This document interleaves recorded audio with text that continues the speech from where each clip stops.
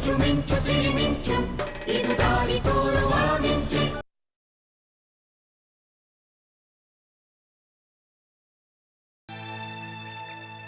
ಕಷ್ಟ ಸುಖ ಎರಡರಲ್ಲೂ ಭಾಗಿಯಾಗೋನೇ ನಿಜವಾದ ಸ್ನೇಹಿತ. ಈಗ ನಾವು ಸುಖ ಪಡೋ ಕಾಲ ಬಂದಿದೆ.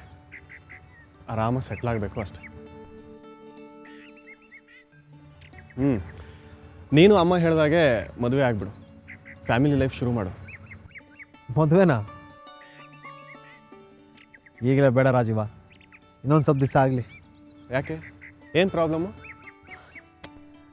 ಪ್ರಾಬ್ಲಮ್ ಅಂತ ಏನಿಲ್ಲ ಕಣೋ. ಈ ಎಸ್ಟೇಟ್ನೆಲ್ಲ ಇಂಪ್ರೂವ್ ಮಾಡೋಣ ಅಂದ್ಕೊಂಡಿದ್ದೀನಿ. ಹಳೆ ಮನೆ ಅದನ್ನು ಕೆಡವಿ ಹೊಸ ಮನೆ ಕಟ್ಟೋಣ ಅಂತ. ಫಸ್ಟು ಸೆಟ್ಲ್ ಆಗೋಣ ಅಂತಿದ್ದೀನಿ.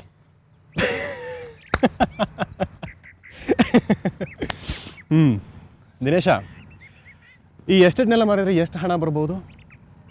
ಯಾಕೆ? ಅಲ್ಲ, ಈ ಕ್ಷಣಕ್ಕೆ ಇದನ್ನೆಲ್ಲ ಮಾರಿದ್ರು ಇದರಿಂದ ಬರೋ ಹಣ ನನ್ನ ಹತ್ರ ಇರೋ ಹಣದ 5% ಕೂಡ ಆಗೋದಿಲ್ಲ. ಏನು ನನ್ನ ಹತ್ರ ಇರೋ 100 ಕೋಟಿ ರೂಪಾಯಿ ಹಣ ನನ್ನೊಬ್ಬಂದೇ ಅಲ್ಲ, ಅದು ನಿನಗೂ ಕೂಡ ಸೇರಿದ್ದು. ದಿನೇಶ, ನನ್ನನ್ನು ಏನು ಅಂದ್ಕೊಂಡಿದ್ದೆ ನೀನು? ಅಲ್ವೋ, ನಾನು ಮಾಡಿದ ಎಲ್ಲ ಕೆಲಸಗಳಲ್ಲಿ ಜೊತೆಯಾಗಿದ್ದೆ ನೀನು. ಎಂತೆಂಥ ಡೇಂಜರಸ್ ಸಿಚುಯೇಷನ್ಗಳಲ್ಲಿ ರಿಸ್ಕ್ ತೊಗೊಂಡಿದ್ಯಾ. ಇಷ್ಟು ದೂರ ನನ್ನ ಜೊತೆ ಬಂದು ನಿನ್ನನ್ನು ನಡು ನೀರಿನಲ್ಲಿ ಕೈ ಬಿಡೋಷ್ಟು ಕೆಟ್ಟವನಲ್ವೋ ನಾನು. ಅದನ್ನೆಲ್ಲ ಬಿಡು. ಅಮ್ಮ ಹೇಳಿದ ಹಾಗೆ ಈಗ ನೀನು ಮದುವೆ ಆಗು. ನನ್ನ ಮೇಲೆ ವಿಶ್ವಾಸ ಇದ್ದರೆ.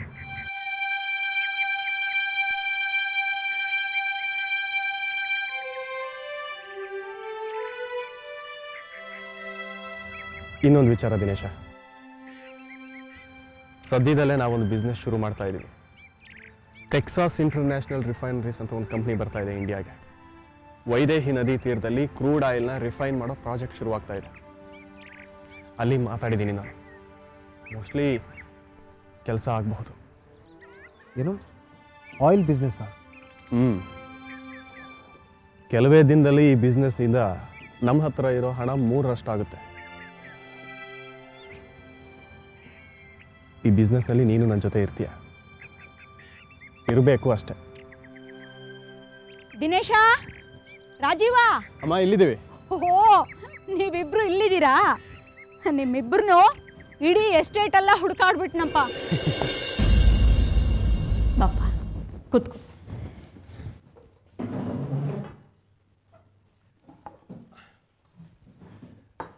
ಅಮ್ಮ, ನೀವು ಇವತ್ತು ಸ್ವೀಟ್ ಮಾಡಿಕೊಡ್ಬೇಕು. ಏನಪ್ಪ ಅಂಥ ವಿಶೇಷ ಇವತ್ತು? ದಿನೇಶ ಮದುವೆ ಆಗೋಕೆ ಒಪ್ಕೊಂಡ. ನಾನು ಅವನ್ನ ಕನ್ವಿನ್ಸ್ ಮಾಡಿ ಒಪ್ಪಿಸಿದ್ದೀನಿ. ಹೌದಾ? ತುಂಬ ಸಂತೋಷನಪ್ಪ.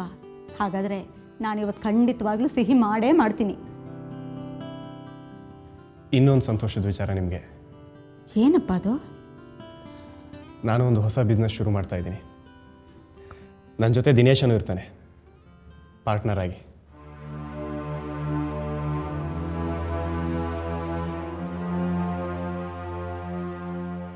ರಾಜೀವ, ನಾನು ಹೀಗೆ ಹೇಳ್ತಾ ಇದ್ದೀನಿ ಅಂತ ನೀನು ದಯವಿಟ್ಟು ಬೇಜಾರು ಮಾಡ್ಕೋಬೇಡ. ಯಾಕೋ ದಿನೇಶ ಊರು ಬಿಟ್ಟು ಊರಿಗೆ ಬಂದು ಬಿಸ್ನೆಸ್ ಮಾಡೋಕ್ಕೆ ನನ್ನ ಮನಸ್ಸು ಒಪ್ತಾ ಇಲ್ಲಪ್ಪ. ಯಾಕಮ್ಮ?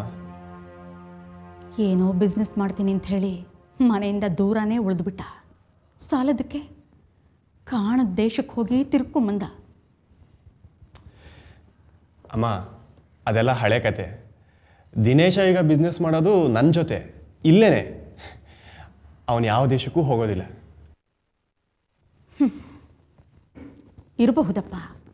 ಬಿಸ್ನೆಸ್ಸು ಅನ್ನೋದು ದುಡ್ಡಿರೋ ದೊಡ್ಡ ಜನರ ಸಹವಾಸ. ನಿಮ್ಮ ಮಾವನ ಮನೆಯವರು ನಿನಗೇನೆಲ್ಲ ತೊಂದರೆ ಕೊಟ್ಟರು. ನಿನ್ನನ್ನು ಜೈಲಿಗೆ ಕಳಿಸಿದ್ರು. ದಿನೇಶ ಊರು ಬಿಡೋ ಹಾಗಾಯಿತು. ಏನೋ ದೇವ್ರ ದೊಡ್ಡವನು. ನೀವಿಬ್ಬರು ಬಚಾವಾದ್ರಿ. ನೀವಿಬ್ಬರು ಸೇರಿಕೊಂಡು ಮತ್ತೆ ಬಿಸ್ನೆಸ್ ಶುರು ಮಾಡಿದ್ರೆ ನಾಳೆ ಮತ್ತೆ ಅವ್ರು ನಿಮಗೆ ತೊಂದರೆ ಕೊಡಲ್ಲ ಅನ್ನೋದು ಏನು ಗ್ಯಾರಂಟಿ? ಹಣ ಅನ್ನೋದು ಬಹಳ ಕೆಟ್ಟದ್ದಪ್ಪ. ಆಸ್ತಿ ಅಂತಸ್ತಿಗೋಸ್ಕರ ಕೊಲೆಗಳು ಮಾಡೋಕ್ಕೂ ಹೇಸಲ್ಲ ಜನ ಈಗ.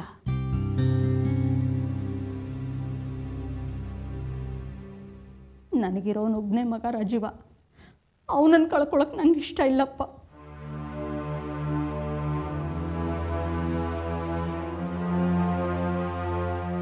ಅಮ್ಮ,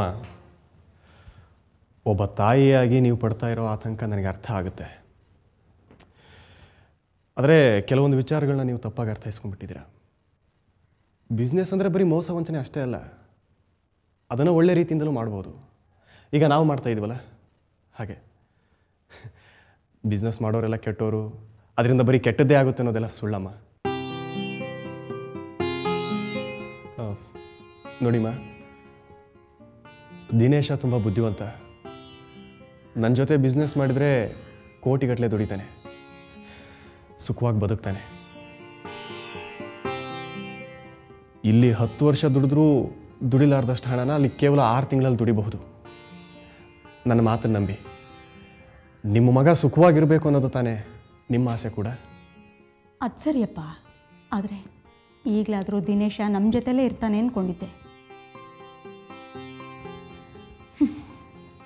ಸರಿ ಬಿಡಪ್ಪ. ಅದಕ್ಕೆ ಯಾಕಮ್ಮ ಅಷ್ಟೊಂದು ಬೇಜಾರು ಮಾಡ್ಕೊಳ್ತೀರಾ? ಈಗಲೂ ನೀವು ನಿಮ್ಮ ಮಗ ಸೊಸೆ ಜೊತೆ ಒಟ್ಟಿಗೆ ಇರಬಹುದು, ನೀವು ಮನಸ್ಸು ಮಾಡಿದರೆ.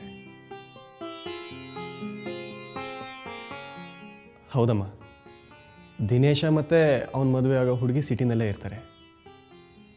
ನೀವೊಬ್ಬರೇ ಇಲ್ಲಿ ಯಾಕಿರಬೇಕು? ನೀವು ಅಲ್ಲೇ ಇರಬಹುದಲ್ಲ. ನಾವೆಲ್ಲರೂ ಒಟ್ಟಾಗಿ ನಮ್ಮ ಮನೆಯಲ್ಲೇ ಇರಬಹುದು. ನಿಮ್ಮ ಮನೆಲ್ಲ? ಇನ್ಫ್ಯಾಕ್ಟ್ ಆ ವಿಚಾರ ಹೇಳೋಣ ಅಂತಲೇ ಇಲ್ಲಿ ಬಂದೆ ನಾನು. ದಿನೇಶ ಎಲ್ಲ ವಿಚಾರ ಹೇಳಿರ್ಬೋದು ನಿಮಗೆ. ನಾನು ತುಂಬ ಪ್ರೀತಿಸ್ತಿದ್ದ ಹೆಂಡ್ತಿನ ಕಳ್ಕೊಂಡೆ. ನನಗಾಗ್ದವ್ರು ಯಾರೋ ನನ್ನ ಮೇಲೆ ಹೊರಿಸಿದ ಆಪಾದನೆ ನಿಜ ಅಂತ ನಂಬಿ ನನ್ನ ತಂಗಿ, ನನ್ನ ಹೆತ್ತ ತಾಯಿ ನನ್ನಿಂದ ದೂರ ಆದರು. ಮನೆಯಲ್ಲಿ ನಾನು ನನ್ನ ಮಗು ಇಬ್ಬರೇ ಇದ್ದೀವಿ. ಅದಕ್ಕೆ ನಮ್ಮ ಜೊತೆ ನೀವು ಬಂದಿದ್ದು ಬಿಡಿ. ನಿನ್ನ ವಿಶ್ವಾಸಕ್ಕೆ ನಾನು ಏನು ಹೇಳಬೇಕು ಅಂತ ಗೊತ್ತಾಗ್ತಿಲ್ಲಪ್ಪ. ಆದರೆ ತೋಟ ಅಂದರೆ ನನಗೆ ತುಂಬ ಪ್ರೀತಿ. ಇಲ್ಲಿರೋ ಒಂದೊಂದು ಗಿಡ ಮರನೂ ನಾನು ತುಂಬ ಕಾಳಜಿಯಿಂದ ಬೆಳೆಸಿದ್ದೀನಿ. ಇವುಗಳನ್ನೆಲ್ಲ ಬಿಟ್ಟು ಬರೋಕ್ಕೆ ನನ್ನ ಮನಸ್ಸು ಒಪ್ತಾ ಇಲ್ಲಪ್ಪ. ಇಲ್ಲ ಅನ್ಬೇಡಿಮ್ಮ. ನಿಮ್ಮನ್ನೆಲ್ಲ ನನ್ನ ಮನೆ ಕರೀತಿರೋದ್ರಲ್ಲಿ ವಿಶ್ವಾಸದ ಜೊತೆ ನನ್ನ ಸ್ವಾರ್ಥನೂ ಇದೆ. ಆಗಲೇ ಹೇಳಿದ್ನಲ್ಲ, ದೊಡ್ಡ ಮನೆ ಇದೆ, ಕೈ ತುಂಬ ಹಣ ಇದೆ, ಆಳು ಕಾಳುಗಳಿದ್ದಾರೆ, ನರ್ಸ್ಗಳಿದ್ದಾರೆ. ಆದರೆ ನನ್ನ ಮಗುಗೆ ಸಿಗಬೇಕಾಗಿರೋ ಪ್ರೀತಿ ಆರೈಕೆಗಳು ಸಿಗ್ತಾ ಇಲ್ಲ. ಅವ್ರು ಯಾರೂ ನನ್ನ ಮಗುನ ಸರಿಯಾಗಿ ನೋಡ್ಕೊಳ್ತಾ ಇಲ್ಲ. ಮೊನ್ನೆ ಶಂಕರದಾಸ್ ಅವರು 2ನೇ ಸೊಸೆ ನಾನು ಇಲ್ಲದೆ ಇರುವಾಗ ಮನೆಗೆ ಬಂದು ಮಗುನ ಆಟ ಆಡಿಸ್ತಿದ್ಲು. ಯಾರು? ಸ್ವರೂಪನ? ನನ್ನನ್ನು ಜೈಲಿಗೆ ಕಳಿಸಿದ್ರು. ನಾನಿಲ್ಲದೆ ಇರುವಾಗ ನನ್ನ ಮಗುಗೇನಾದರೂ ಮಾಡಿಬಿಡ್ಬಹುದು. ಗಿಡ ಮರಗಳನ್ನ ತುಂಬ ಪ್ರೀತಿಯಿಂದ ಬೆಳೆಸಿದ್ದೀನಿ ಅಂತ ಹೇಳ್ತಿದ್ದೀರಿ. ಮಕ್ಕಳು ಕೂಡ ಹಾಗೇ ಅಲ್ವಾ?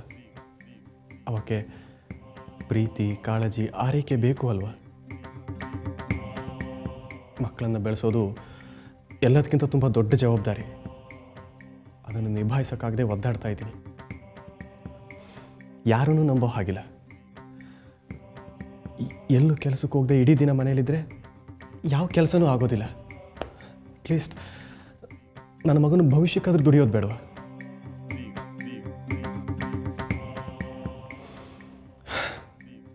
ಏನು ಮಾಡೋದು ಅಂತ ಗೊತ್ತಾಗಲಿಲ್ಲ. ನಿಮ್ಮ ನೆನಪಾಯಿತು, ಅದಕ್ಕೆ ಬಂದುಬಿಟ್ಟೆ. ರಾಜೀವ, ನೀನು ನೊಂದ್ಕೋಬೇಡಪ್ಪ. ನಾನು ದಿನೇಶ ಇಬ್ಬರು ಬಂದು ನಿನ್ನ ಮನೇಲಿರ್ತೀವಿ. ರಾಜೀವ, ಅಮ್ಮ ಒಪ್ಕೊಂಡ್ಮೇಲೆ ಮುಗೀತು, ನಂದೇನಿಲ್ಲ. ಈ ಎಸ್ಟೇಟು ಮಾರಬಹುದು ಅನ್ಸಿದ್ರೆ ಮಾರಿಬಿಡಿ. ಸರಿ, ಮಾರೋದು ಬೇಡ. ಇಲ್ಲೆಲ್ಲ ಒಂದು ವ್ಯವಸ್ಥೆ ಮಾಡಿ ನಾವು ಹೊರಡ್ತೀವಿ. ಸರಿ.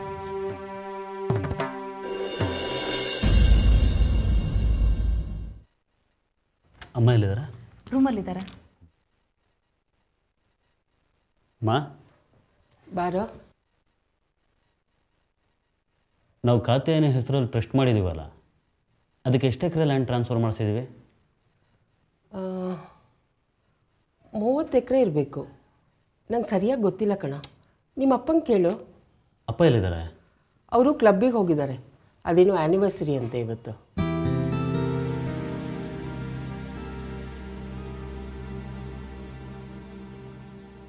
ಲ್ಯಾಂಡ್ ಟ್ರಾನ್ಸ್ಫರ್ ಮಾಡಿಸಿದ ಪೇಪರ್ಸ್ ಎಲ್ಲಿದೆ? ಯಾಕೋ ಇವತ್ತು ಆ 30 ಎಕರೆ ಜಮೀನು ಬಗ್ಗೆ ಕೇಳ್ತಾ ಇದೆಯಾ? ಸ್ವಲ್ಪ ಪ್ರಾಬ್ಲಮ್ ಆಗಿದೆಮ್ಮ. ಏನು ಪ್ರಾಬ್ಲಮ್ಮು? ಇವತ್ತು ಟ್ರಸ್ಟಿಗಳು ಧನಂಜಯ್ ಕುಮಾರ್ ಮತ್ತು ದೇಶಪಾಂಡೆ ಅವರು ಬಂದಿದ್ದರು. ಹೌದಾ? ಹ್ಯಾಂಡಿಕ್ಯಾಪ್ ಮಕ್ಕಳಿಗೋಸ್ಕರ ಫ್ರೀ ಸ್ಕೂಲ್ಗೆ ಬಿಲ್ಡಿಂಗ್ ಕಟ್ಸೋದಕ್ಕೆ ಪ್ಲ್ಯಾನ್ ಸ್ಯಾಂಕ್ಷನ್ ಮಾಡಿಸ್ಕೋಬೇಕಾಗಿತ್ತಂತೆ. ಅದಕ್ಕೋಸ್ಕರ ಲ್ಯಾಂಡ್ ಸರ್ವೆ ಮಾಡಿಸ್ಬೇಕಾಗಿತ್ತಂತೆ. ಅದರಲ್ಲಿ ಪ್ರಾಬ್ಲಮ್ ಏನೋ ಇದೆ. ಅವರೇ ಸರ್ವೆ ಮಾಡಿಸಿದ್ರೆ ಆಯ್ತಪ್ಪ. ಸರ್ವೆ ಮಾಡಿಸಿದ್ರಂತಮ್ಮ. ಮೆಜರ್ಮೆಂಟ್ ಟೈಮ್ನಲ್ಲಿ 8 ಎಕರೆ ಕಡಿಮೆ ಬಂದಿದೆಯಂತೆ. ಅದಕ್ಕೆ ರಿಜಿಸ್ಟ್ರೇಷನ್ ಡಾಕ್ಯುಮೆಂಟ್ಸ್ ನೋಡಬೇಕಾಗಿತ್ತು. ಅಲ್ಲ ಕಣೋ, ಧನಂಜಯ್ ಕುಮಾರು ದೇಶಪಾಂಡೆ ಅವರು ಸರಿಯಾಗಿ ಲ್ಯಾಂಡ್ ಸರ್ವೆ ಮಾಡಿಸಿದಾರೋ ಇಲ್ವೋ? ಅಮ್ಮ, ಧನಂಜಯ್ ಕುಮಾರ್ ಮತ್ತು ದೇಶಪಾಂಡೆ ಅವರು ತುಂಬ ಜವಾಬ್ದಾರಿ ಇರೋರು, ತುಂಬ ಪ್ರಾಮಾಣಿಕರು. ನಮ್ಮ ಟ್ರಸ್ಟ್ಗೋಸ್ಕರ ಎಷ್ಟು ಕೆಲಸ ಮಾಡಿದ್ದಾರೆ. ಟ್ರಸ್ಟ್ ರಿಜಿಸ್ಟ್ರೇಷನ್ನಿಂದ ಹಿಡಿದು ಇಲ್ಲಿ ತನಕ ಎಲ್ಲ ಕೆಲಸನೂ ಅವರೇ ನೋಡ್ಕೊಂಡಿದ್ದಾರೆ. ನಮ್ಮ ಖಾತೆಯನಿಗೆ ಏನೆಲ್ಲ ಕನಸಿತ್ತೋ ಅದು ಇವ್ರ ಮೂಲಕ ನನಸಾಗ್ತಿದೆ. ದೇಶಪಾಂಡೆ ಅವರು ಧನಂಜಯ್ ಕುಮಾರ್ ಅವರು ನಮ್ಮ ಜಾಗ ಎಷ್ಟಿದೆ ಅಂತ ಸರಿಯಾಗಿ ನೋಡಿದಾರೋ ಇಲ್ವೋ? ನೋಡಿದ್ರಂತಮ್ಮ. ಅವ್ರ ಪ್ರಕಾರ ಆ 8 ಎಕರೆ ನಮ್ಮ ಲ್ಯಾಂಡ್ ಪಕ್ಕ ಕಟ್ಟಿರೋಂಥ ಕಾಂಪೌಂಡ್ ಒಳಗಡೆ ಸೇರ್ಕೊಂಡಿದೆಯಂತೆ. ಜಗದೀಶ್, ಯಾರಾದರೂ ಆ ಜಾಗನ ಅನ್ಆಥರೈಸ್ಡಾಗಿ ಅಕ್ವೈರ್ ಮಾಡ್ಕೊಂಡಿರ್ಬೋದಾ? ಈಗಿದೆಲ್ಲ ತುಂಬ ಕಾಮನ್. ಸರಿಯೋ, ಹಾಗೆ ಅಕ್ವೈರ್ ಮಾಡ್ಕೊಂಡ್ರೆ ಒಂದು 5ರಿಂದ 10 ಅಡಿ ಅಕ್ವೈರ್ ಮಾಡ್ಕೋಬೋದು. 8ರಿಂದ 10 ಎಕರೆ ಎಲ್ಲ ಅಕ್ವೈರ್ ಮಾಡ್ಕೊಳಕ್ಕಾಗಲ್ಲ. ನನಗನ್ಸುತ್ತೆ ಮೆಜರ್ಮೆಂಟ್ನಲ್ಲೇ ಏನೋ ತಪ್ಪಾಗಿದೆ. ಪಾಪ ಅವ್ರ ಹತ್ರನೂ ಸರಿಯಾಗಿ ರೆಕಾರ್ಡ್ಸ್ ಇಲ್ಲ. ಏನೋ ಮಿಸ್ಅಂಡರ್ಸ್ಟ್ಯಾಂಡಿಂಗ್ ಆಗಿರಬೇಕು. ನಾನು ಆ ಕಡೆ ಹೋಗಿ ತುಂಬ ದಿನ ಆಯಿತು. ನಮ್ಮ ಟ್ರಸ್ಟ್ ಜಾಗದ ಪಕ್ಕದಲ್ಲಿ ಏನೋ ಲೇಔಟ್ ಆಗ್ತಿದೆ ಅಂತ ಕೇಳಿದೆ. ಒಂದು ಸರಿ ಹೋಗಿ ಸರಿಯಾಗಿ ಸರ್ವೆ ಮಾಡಿಸಿದ್ರೆ ಗೊತ್ತಾಗುತ್ತೆ.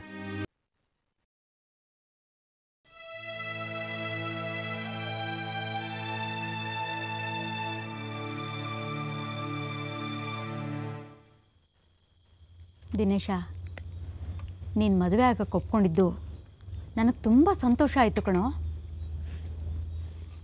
ನಿನಗೆ ಸರಿಯಾದ ಹುಡುಗಿ ನಾನು ನೋಡಿದ್ದೀನಪ್ಪ. ಏನೋ ಆಗಲೇ ಹುಡುಗಿನೂ ನೋಡಿದ್ಯಾ? ಅವಳು ಮೊದಲಿಂದಲೂ ನನ್ನ ಮನಸ್ಸಲ್ಲೇ ಇದ್ಲು. ಅವಳೇ ಈ ಮನೆಗೆ ಸೊಸೆಯಾಗಿ ಬರಬೇಕು ಅನ್ನೋದೇ ನನ್ನ ಆಸೆ. ಯಾರಮ್ಮ ಅದು? ನನ್ನ ತಮ್ಮನ ಮಗಳು ಆಶಾ ಕಣೋ. ಶ್ಯಾಮು ಮೋಹನ್ ಮಗಳು ಆಶಾನಾ?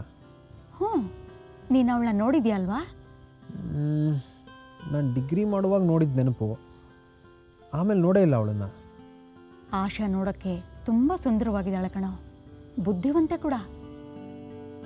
ನೀನು ಯಾವಾಗ ನೋಡಿದ್ಯಮ್ಮ ಅವಳನ್ನು? ನಾನು ಆಶಾನ್ ನೋಡಿ ತುಂಬ ದಿನಗಳಾಯಿತು. ಒಳ್ಳೆ ಹುಡುಗಿ, ಪಾಪ ದುರಾದೃಷ್ಟವಂತೆ. ಹುಟ್ಟಿದ ಹಾಗೆ ತಾಯಿನ ಕಳ್ಕೊಂಡ್ಳು, ಆಮೇಲೆ ತಂದೆನ. ಅವಳು 10 ವರ್ಷದ ಹುಡುಗಿ ಆಗಿದ್ದಾಗಲೇ ಶ್ಯಾಮು ಪಾಪ TB ಆಗಿ ಹೋಗ್ಬಿಟ್ಟ ಕಣೋ. ಶ್ಯಾಮು ಮಾವನ ಬಗ್ಗೆ ನನಗೆ ಈಗಲೂ ನೆನಪಿದೆ. ಊರಿಗೆ ಬಂದಾಗೆಲ್ಲ ನನ್ನನ್ನು ಸುತ್ತಾಡ್ಸೋದಕ್ಕೆ ಕರ್ಕೊಂಡು ಹೋಗೋರು. ಪ್ರತಿ ಹಬ್ಬಕ್ಕೂ ನನಗೆ ಬಟ್ಟೆ ತಂದುಕೊಡೋರು. ನಾನು ಸ್ಕೂಲ್ಗೆ ಹೋಗಬೇಕಾದ್ರೆ ಪ್ರತಿ ವರ್ಷವೂ ನನಗೆ ಯೂನಿಫಾರ್ಮು, ಸ್ಕೂಲ್ ಬ್ಯಾಗು, ಶೂಸು ಎಲ್ಲ ಕೊಡಿಸೋರು. ಈ ಪ್ರಪಂಚದಲ್ಲಿ ನನಗಿದ್ದಿದ್ದು ಅಂದರೆ ನನ್ನ ತಮ್ಮ ಒಬ್ಬನೇ. ನಿಮ್ಮ ತಂದೆ ಹೆಂಡತಿ ಮಕ್ಕಳು ಹೇಗಿದ್ದಾರೆ ಅನ್ನೋ ಯೋಚನೆನೂ ಇಲ್ಲ. ಬೇಜವಾಬ್ದಾರಿ, 1 ಪೈಸೆನೂ ದುಡಿತಿರ್ಲಿಲ್ಲ. ಈ ಮನೆ ಸಂಸಾರಕ್ಕೆ, ನಿನ್ನ ಓದಿಗೆ ಎಲ್ಲನೂ ಸಹಕಾರ ಮಾಡ್ತಿದ್ದವನು ನನ್ನ ತಮ್ಮ ಶ್ಯಾಮು ಒಬ್ಬನೇ. ಪಾಪ ಈ ಮನೆ ಕಷ್ಟಗಳಿಗೋಸ್ಕರ ಅವ್ರ ಅತ್ತೆ ಮನೆ ಕೊಟ್ಟಿದ್ದ ಜಮೀನನ್ನು ಮಾರ್ಬಿಟ್ಟ. ನನಗಿಂತಲೂ ಚಿಕ್ಕವನು, ಎಷ್ಟು ಒಳ್ಳೆಯವನು ಗೊತ್ತಾ? ಪಾಪ ಚಿಕ್ಕ ವಯಸ್ಸಿಗೆ TB ಬಂದು ಹೋಗ್ಬಿಟ್ಟ ಕಣೋ.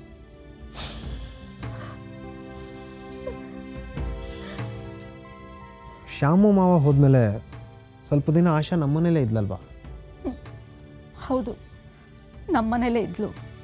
ಆಮೇಲೆ ಸ್ವಲ್ಪ ದಿನಗಳಾದಮೇಲೆ ಅವರ ಅಜ್ಜಿ ಬಂದು ಅವಳನ್ನು ಕರ್ಕೊಂಡು ಹೊರಟೋದ್ರು. ನಮ್ಮೂರಿನ ಹತ್ರ ಒಂದು ಹಳ್ಳಿ ಕಣೋ, ಅಲ್ಲೇ ಅವಳಿದ್ದಿದ್ದು. ಆಗಾಗ ನಾನು ಹೋಗಿ ಅವಳನ್ನ ನೋಡ್ಕೊಂಬರ್ತಿದ್ದೆ. ನನಗೂ ನೆನಪಿದೆ, ಒಂದೆರಡು ಸಲ ನಾನು ನಿನ್ನ ಜೊತೆ ಬಂದಿದ್ದೆ. ಅಲ್ಲಿ ಅವ್ರದ್ದೊಂದು ದೊಡ್ಡ ಮನೆ ಇತ್ತಲ್ವ? ಈಗ ಆಶಾ ಎಲ್ಲಿದ್ದಾಳಮ್ಮ? ಡಿಗ್ರಿ ಮುಗಿದ್ಮೇಲೆ CA ಮಾಡಿ ಅಲ್ಲೇ ಬೆಂಗಳೂರಲ್ಲೇ ಒಂದು ಒಳ್ಳೆ ಕೆಲಸದಲ್ಲಿದ್ದಾಳೆ. ಮತ್ತು ಅವ್ರ ಅಜ್ಜಿ? ಆಶನ್ ಡಿಗ್ರಿ ಮುಗಿತಿದ್ದ ಹಾಗೆ ಪಾಪ ಅವ್ರ ಅಜ್ಜಿ ತೀರ್ಕೊಂಡ್ಬಿಟ್ರು. ಮತ್ತು ಆ ಹಳ್ಳಿಲಿದ್ದ ಮನೇನೇನು ಮಾಡಿದ್ರೀಗ? ಆ ಮನೇನ ಮಾರಿ ಆಶಾ ಬೆಂಗಳೂರಿಗೆ ಹೊರಟ್ಬಿಟ್ಲು. ಹೌದಾ? ಆಶಾ ಬೆಂಗಳೂರಿಗೆ ಹೋದ್ಮೇಲೆ ನಮ್ಮ ಅವ್ರ ಸಂಪರ್ಕನೇ ತಪ್ಪೋಯ್ತು. Good morning dad. Good morning dad. ನಿನ್ನೆ ನಮ್ಮ ಕಾತ್ಯಾಯನಿ ಟ್ರಸ್ಟ್ ನೋಡ್ಕೋತಿದ್ದಾರಲ್ಲ, ಧನಂಜಯ್ ಕುಮಾರ್ ಮತ್ತು ದೇಶಪಾಂಡೆ ಅವ್ರು ಬಂದಿದ್ದರು. ಹಾಂ, ಅವ್ರು ಬಂದು ಭಾಳ ದಿವಸ ಆಗಿತ್ತು. ಏನಂತ ವಿಷಯ? ಅದೇ ಡ್ಯಾಡ್, ಸ್ಕೂಲ್ ಬಿಲ್ಡಿಂಗ್ ವಿಷಯ. ಹಾಂ, ಮಾರ್ಕಿಂಗ್ ಮಾಡ್ತೀನಿ ಅಂತ ಹೇಳಿದ್ರಲ್ಲ. ಮಾರ್ಕಿಂಗ್ಗೆ ಅಂತ ಹೋದಾಗ ಏನೋ ಪ್ರಾಬ್ಲಮ್ ಆಗಿದೆ. ಪ್ರಾಬ್ಲಮ್ ಏನದು? ಆ ಜಾಗದಲ್ಲಿ ಯಾರೋ ಲೇಔಟ್ ಮಾಡೋರು ಕಾಂಪೌಂಡ್ ಹಾಕಿದಾರಂತೆ. ಆ ಸ್ಕೂಲ್ ಬಿಲ್ಡಿಂಗ್ ಮಾರ್ಕಿಂಗು ನಮ್ಮ ಜಾಗದಲ್ಲಿ ತಾನೇ ಆಗಿರೋದು. ಆ ಸ್ಕೂಲ್ಗೆ ಅಂತ ಜಾಗನ ಬಿಟ್ಟಿದ್ವು ಅಲ್ವಾ? ಹೌದು ಡ್ಯಾಡ್, ಆದರೆ ಈಗ ಬಿಲ್ಡಿಂಗ್ಗೆ ಅಂತ ಮಾರ್ಕ್ ಮಾಡೋಕ್ಕೆ ಹೋದಾಗ ಮೆಜರ್ಮೆಂಟ್ ವ್ಯತ್ಯಾಸ ಬರ್ತಿದೆಯಂತೆ. ನನಗೂ ಡೀಟೇಲ್ಸ್ ಗೊತ್ತಿಲ್ಲ. ಡ್ಯಾಡ್, ಕಾತ್ಯಾಯನಿ ಟ್ರಸ್ಟ್ಗೆ ನಾವು ಎಷ್ಟು ಜಾಗ ಬಿಟ್ಟಿರೋದು ಹೇಳಿ? ಸರಿಯಾಗಿ ನೆನಪಿಲ್ಲ, 30 ಎಕರೆ ಅಂತ ಕಾಣಿಸುತ್ತೆ. ಜಗದೀಶ, ನನ್ನ ಕಬೋರ್ಡಲ್ಲಿ ಆ ಜಮೀನಿಗೆ ಸಂಬಂಧಪಟ್ಟ ಪೇಪರು ಫೈಲು ಎಲ್ಲ ಇಟ್ಟಿದ್ದೀನಿ, ತೊಗೊಂಡ್ಬಾ. ಸರಿ ಡ್ಯಾಡ್.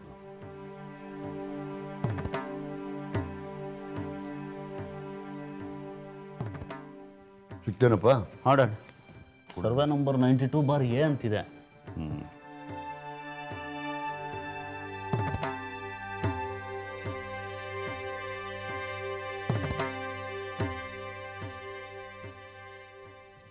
ನೋಡಿದ್ಯಾ? ಇದೇ ಇಂಜಿನಿಯರ್ ಮಾಡಿಸಿದ ಮ್ಯಾಪ್. ಇದೇ ಜಾಗದಲ್ಲಲ್ವ ನಾವು ಸ್ಕೂಲ್ ಬಿಲ್ಡಿಂಗ್ ಕಟ್ಸ್ಬೇಕು ಅಂತಿದ್ದಿದ್ದು. ಈ ಪೇಪರ್ಸ್ ಪ್ರಕಾರ ನಮ್ಮದು ಅಂತ 30 ಎಕರೆ ಜಮೀನಿದೆ. ಮತ್ತು ಅವ್ರು ಯಾರೋ ಆ ಜಾಗದಲ್ಲಿ ಯಾಕೆ ಕಾಂಪೌಂಡ್ ಹಾಕಿಸ್ತಾರೆ? ಏನೋ ಕನ್ಫ್ಯೂಷನ್ ಆಗಿರ್ಬೇಕಯ್ಯ. ಮತ್ತು ಇದು ಕೂಡ ಫೈನಲ್ ಏನು ಅಲ್ವಲ್ಲ. ನೀವೊಂದು ಕೆಲಸ ಮಾಡು, ದೇಶಪಾಂಡೆಗೆ ಫೋನ್ ಮಾಡಿ 92/A ಸರ್ವೆನಲ್ಲಿ ನಮ್ಮ ಜಮೀನು ಎಷ್ಟಿದೆ ಅಂತ ಸರ್ವೆ ಮಾಡ್ಸೋಕ್ಕೆ ಹೇಳು. ಆವಾಗ ನಮಗೆ ಕರೆಕ್ಟಾಗಿ ಒಂದು ಪಿಕ್ಚರ್ ಸಿಕ್ಕುತ್ತೆ. ಸರಿ ಡ್ಯಾಡ್, ಹಾಗೆ ಮಾಡ್ತೀನಿ.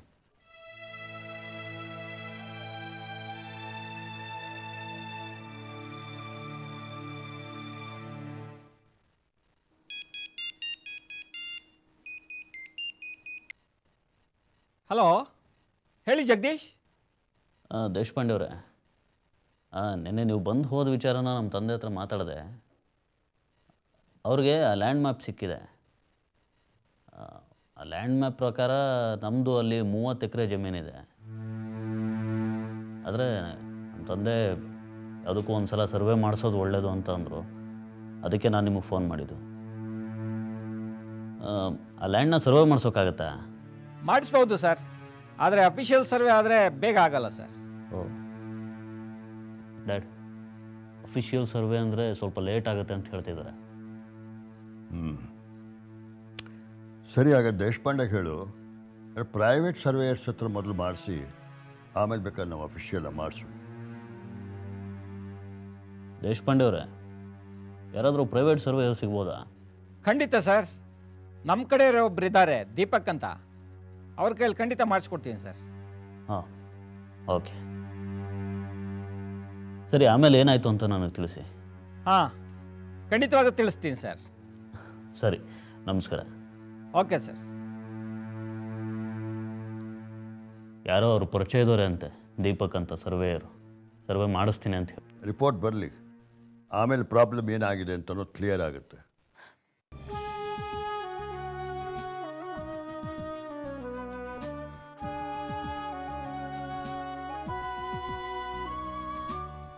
ಸೋಲಿನಲ್ಲೂ ಎಲ್ಲ ಮೀರಿ ಮಿಂಚಿ ನಿಂತೆಯ, ಬೆಳಕಿನಲ್ಲೂ ದೂರ ನಿಂತು ನೆರಳ ಕಂಡೆಯ.